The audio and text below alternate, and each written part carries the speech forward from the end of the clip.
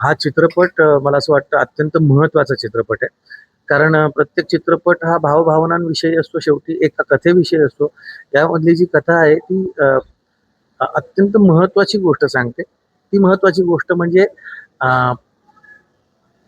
ही जी जनावरं आहेत, ज्यांना आपण जनावरं म्हणतो. आपण जनावरांना सुद्धा अरे हा माणूस जनावरासारखा वागला. नाही, कधी-कधी जनावरं इतकी शहाणी असतात माणसांपेक्षाही, की माणसांना जनावर म्हणणं म्हणजे जनावरांचा अपमान आहे की काय कधी-कधी असं वाटतं.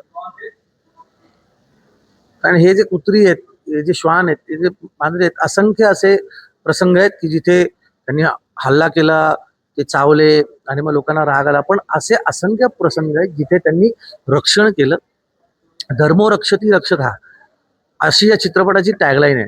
म्हणजे तुम्ही विचार करा की माणुसकी हा जो धर्म आहे, हा पाळणारे हे प्राणी आहेत. आणि मी जसं म्हटलं की हे मूक प्राणी आहेत असं म्हणतो आपण. पण त्यांची भाषा आहे, ती जर भाषा आपल्याला समजली, आपली भाषा आपण त्यांना समजावून सांगितली, तर मग तो संवाद इतका सुंदर होतो की आनंदाला पारावार उरत नाही. आणि मी असे असंख्य लोक पाहिलेले आहेत माझ्या आयुष्यात, असे असंख्य प्राणी पाहिलेले आहेत.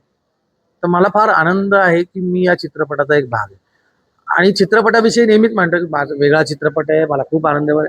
काही काही चित्रपट असतात, एक सीन आहे माझा चित्रपटात फक्त. त्या एक सीन करताना कसं वाटलं तुम्हाला? म्हणजे अर्थातच मी सीन करताना त्या सीनची जी गरज आहे त्याप्रमाणे काम करतो. पण तिथे जे वेगवेगळी कुत्री होती तिकडे 4-5, त्यांना सांभाळणं त्यां पहिल्यांदा ओळख ओळख होत होती. त्यातले काही ट्रेन होते, काही ट्रेन नव्हते अजिबात.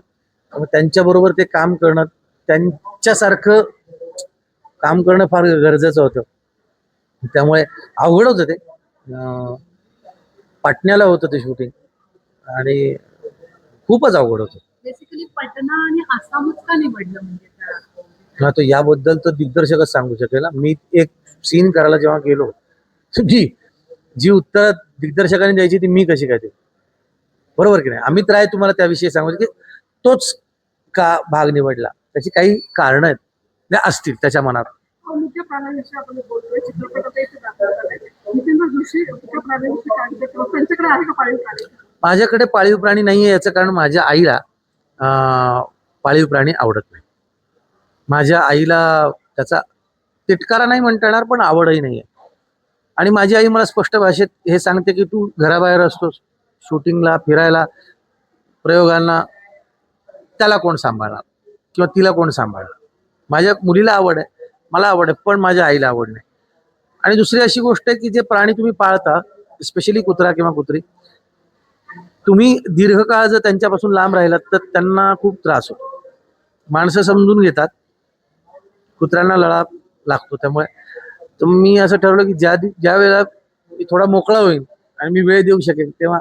आणि माझी आई आहे, माझ्या आईने मला जन्म दिलाय, माझ्या आईचं मला ऐकणं भाग आहे. माझ्या आईला अजिबात, पण माझ्या सोसायटीमध्ये, माझ्या अं, आसपासच्या परिसरामध्ये अनेक असे माझे मित्र आहेत जे मांजरी आहेत, कुत्री आहेत, कुत्रे आहेत, पक्षी आहेत. आता पण मला सुदैवाने असं आहे की मी जिथे जातो तिथे आपोआप येतात माझ्याकडे. काय कारण आहे मला माहित नाही. प्रेक्षकांना काय मेसेज काय या मूवीद्वारे प्रेक्षकांना काय मेसेज? एकच आहे की प्रेमाने बघा. हे जग, हे जे प्राणी आहेत ते तुम्हाला प्रेम द्यायला भुकेले आहेत आणि तुम्ही प्रेमाचेच भुकेले आहात. तुम्ही किती काही घेतलं, काही मिळवलं तरी शेवटी प्रेम पाहिजे तुम्हाला. हे खूप प्रेम देतात. ते प्रसंगी तुमच्यासाठी जीव देऊ शकतात आणि प्रसंगी तुमच्यासाठी तुमचा जीव वाचवूही शकतात. हा संदेश आहे.